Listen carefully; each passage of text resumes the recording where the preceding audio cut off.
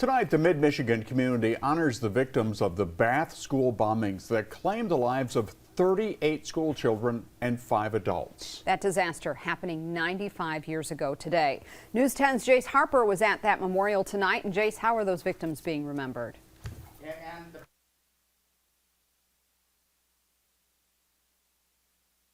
An aunt was buried in the rubble, and someone kept kicking her, and finally she said, "Will you please stop?"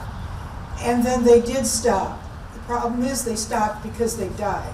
A group of Bath community members gathering to remember loved ones who were lost and those who survived the Bath school disaster of 1927. For a long time, survivors kept quiet about the tragic day, afraid of reliving those horrible moments. This was the case for Raymond Estruth, who was in the 3rd grade when the bombing happened. His daughter, Susan Hagerman, talks about how she hadn't heard her father open up about the incident until the disaster's 75th anniversary. All my life growing up, my dad never talked about it. None of the survivors talked about it.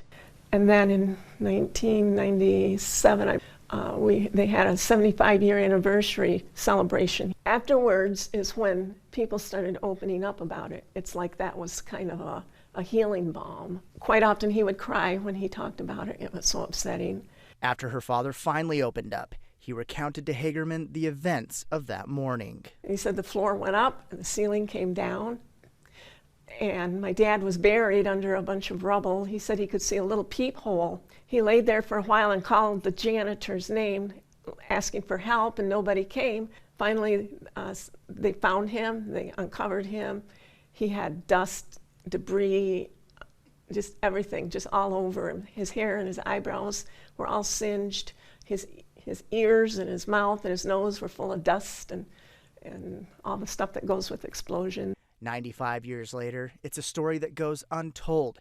Hagerman says she hopes the future generations will learn about it and make it an integral part of Bath's history. I think it's an important enough event that it needs to be told. It needs to be out there. People need to know about it. Now, I think it's important to note there were several teenagers in attendance tonight, one of which who told a story about one of his relatives who was there that day. David? All right, Jace, thank you. And the site of where the school once stood is now the James Couzens Memorial Park.